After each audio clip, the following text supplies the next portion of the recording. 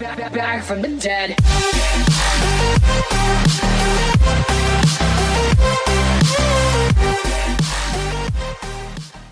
Ladies and gentlemen, my name is Mickey C and welcome to another League of Legends video. Today we're going to be talking about the build of a popular EU West Yasuo one-trick pony who has been challenger. I think currently he is now masters, but he has been challenger before. He's got some very interesting builds, so I want to talk about that. But before we get into the video, there's going to be links in the description of his stream and his YouTube if you want to go check that out. So now let's get into the video. So on his stream he displays 4 builds which he uses for patch 6.11. The build he uses the most often is a build that he calls the Frozen Force, which consists of Merc Treads, Trinity Force and a Frozen Mallet. The last 3 items would then be any tanky or bruiser type item situational on the game. In his example he has a Sunfire Cape, a Spirit Visage and a Sterix Gauge, but obviously you don't have to go exactly with those last 3 items. It's a very interesting build and a build I do not see many Yasuo players use, as it gives you 0% crit and essentially makes Yasuo's passive useless. For you guys who do not know, Yasuo's passive doubles his crit chance, and so all he needs is 50% crit to get that 100%. So why go with this type of build?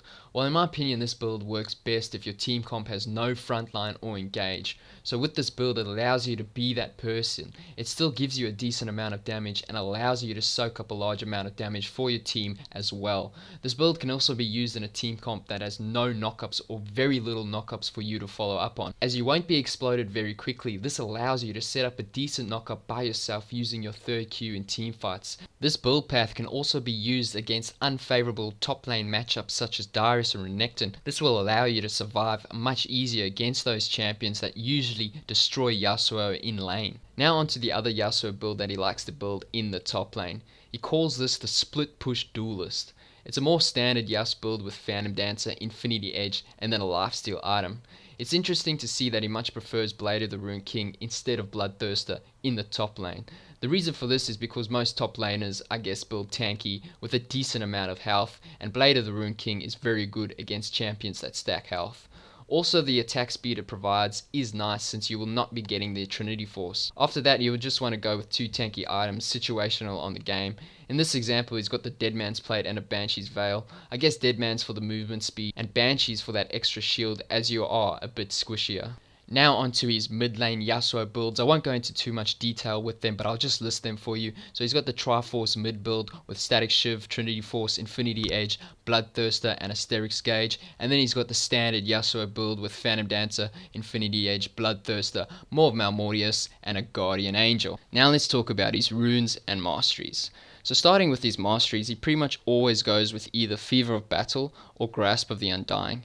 You would go with Grasp for the early game sustain and trading. You would usually see this in difficult matchups in the top lane, but in every other occasion you would go with Fever of Battle. Personally, I recommend just sticking with Fever of Battle right now on Yasuo. It's just a really good keystone mastery on a lot of champions. He would never go with Warlord's Bloodlust, and the reason for this is because you get enough lifesteal from Doran's Blade, so Bloodlust is not really worth it.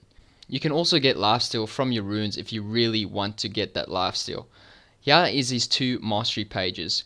You guys can just pause the video and copy it if you want to. Now let's move on to his runes. So he's got a number of different rune pages that he uses. First of all, we will talk about his lifesteal rune page, which he uses with the Trinity Force build in the mid lane, which you saw before. So he's got 9 attack speed reds, 1 attack speed quints, 2 lifesteal quints, and then he's got scaling health per level yellows and scaling magic resist per level blues. Now his standard Yasuo page, so he's got attack speed reds, attack speed quints, flat armor yellows and scaling magic resist blues. So now this is his rune page against heavy magic damage. So he's got attack speed reds, attack speed quints, and then he's got 3 flat armor yellows and the rest is scaling health per level and then flat magic resist blues. Finally, we've got his rune page against all AD teams. So we've got attack speed reds, 2 attack speed quints, 1 armor or flat armor quints, and then he's got 4 flat armor yellows, and then what's that? 1, 2, 3, 5 flat health, and then the scaling magic resist blues. finally, we'll talk about his skill order on Yasuo. So he would start Q against melee matchups and E against range matchups. If he's not looking to be too aggressive against the range matchup level 1, he'll probably just start Q instead. But apart from that, he would always max E first, Q second, and then W third, and then obviously your ultimate whenever you can. So that is his builds on Yasuo for patch 6.11. He does often change his builds patch by patch, so if you're watching this video later down the track, I wouldn't be surprised if he's building something completely different. But anyway, I try to keep this video as short as possible, so this is going to be the end of the video. I hope you guys enjoyed it. If so, please leave a like, and as always, have a nice day.